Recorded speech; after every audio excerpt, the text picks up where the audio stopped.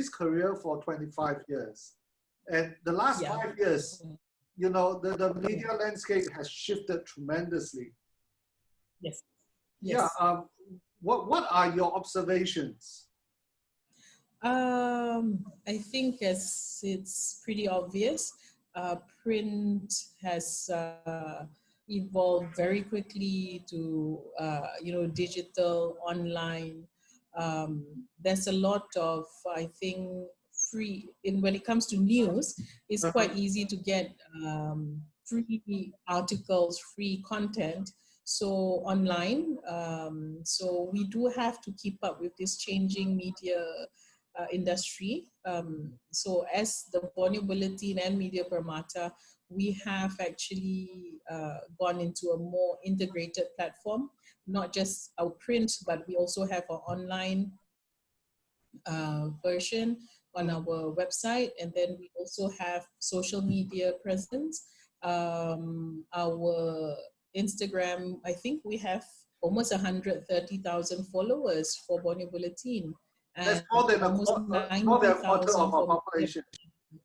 Yeah, which is, and that is something which I feel that we have successfully managed over, I think it's just been the last maybe less than 5 years we embarked on social media. Because we were very careful before we embarked on social media, because we needed to know that our guys can actually manage the content and all that. And I think we have done this. Our team has been able to do it quite successfully. In terms of our online presence, it has actually increased very significantly, especially after this current COVID situation. I think, as mentioned to you earlier, our viewerships have gone up by a lot over the last 2 to 3 months. Our page views at the moment is about 4 million page views, and we have about 600,000 visits per month. And wow. Yeah, and before COVID, our views were 1.6 million, and visits 250,000 a month. So it has tripled. That's amazing. 4 million equals to 10 times our population. Yeah. So, because people come and visit and go to all the various pages and all that. So you can see there is definitely, our online presence is there. We are also pushing our online subscriptions. If, let's say, you're a subscriber of Borneo Bulletin, you just need to add $20 to get the online subscription. So, it's a value add. So those are the kind of things that we do in order to push readership, online readership. Having said that, with the changes in the media climate, print is still essential, because if you see what I read online sometimes, or my daughter updates me on, the things that people talk about on social media and all that, they usually look for Borneo Bulletin's update. Hey, Borneo Bulletin hasn't updated it yet. Is it true? Is it, is it a real information? Is it fake news? People actually look out for our updates. So it's an authoritative account of what is real, what is not.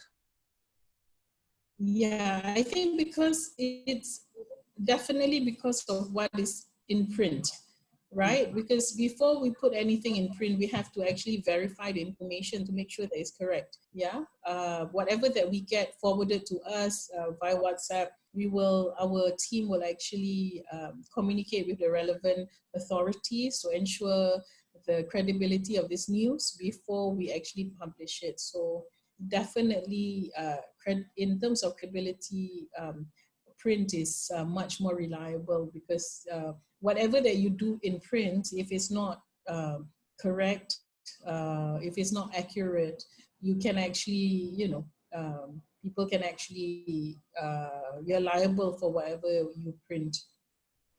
So what I'm hearing is, people would take you seriously if it's being printed. Yes. Correct. Now, Yeah, and online would be, yeah. please, you say. Sorry? No, you're saying, Yeah. please, carry on. I think the online part of it complements what is in print, you know, to reach to a wider audience. Right. So I suppose in the last few years, your staff would have been going through a lot of changes and would have been working a lot harder. Yes, our guys have been working really hard. I think they see how important it is to be able to multitask. We've arranged for some training in terms of doing online content, videos, and all that with some of our partners, like from Hong Kong. And I think that has helped a lot. So if you see in fact, all of the videos that you see on our Instagram and on our Facebook, it's all done by the same people who has been, you know, just writing for print over the years. They have evolved. They have actually pushed themselves and learned how to do simple video. editing, doing some videography. Yeah, they do it themselves. So what I'm hearing is the bar is a lot higher for, and expectation is a lot higher for your journalists. Yes, I think in general, it is actually much higher.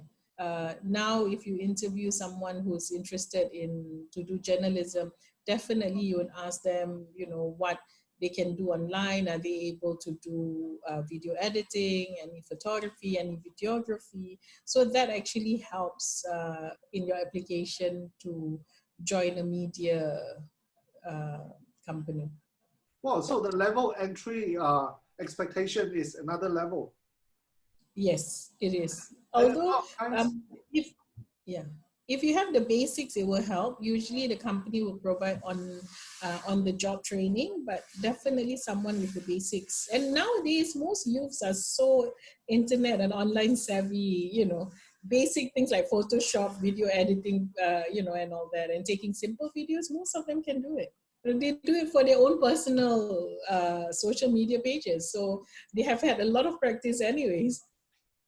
So if I'm going to get into the media industry, yeah, how do I prepare myself to impress yourself, Hazizah? I think one is, if let's say you're in school and you have you take some courses in writing or journalism, definitely we would like to see that samples of your work. Even if you're published in your school yearbooks and all that, that would help. We do have an entrance test where you will do a written test where you are asked to edit and then write a short story and also rewrite a press release. So that's how we actually judge your aptitude towards writing. It's like a written, you know, a writing aptitude test. And of course, people who are quite well spoken and confident, that helps because you'll be expected to go out and represent the company, attend media conferences, and so on and so forth. So yeah, preparing in that way from school will help quite a lot. And of course, it will help if you have a YouTube account and have a lot of things that you have posted up, wouldn't it? Yeah. For those who are looking at, you know, like more on an online, yeah, definitely that would help. We usually, I think these days, quite a lot of candidates also will just ask you to go to their link to see, you know, either their YouTube or something that they have created online. So, you know, I have seen candidates like that. So the bloggers would stand up far higher chances to impress you. Yeah, I think so. But it also depends on the content. It also depends much on the attitude, right? I think we also see like how much you want it and how much hard work you're willing to put in if you were to join the team, because, you know, it's not just fun and games. You know, it's not like doing your personal blog. It's very different. We have procedures. We have, I think discipline is very important to join an organization like ours, because we we have been around for a long time, and we have certain standards to upkeep. So, and reputation to upkeep, as you say, yes. Yes, exactly. Yeah.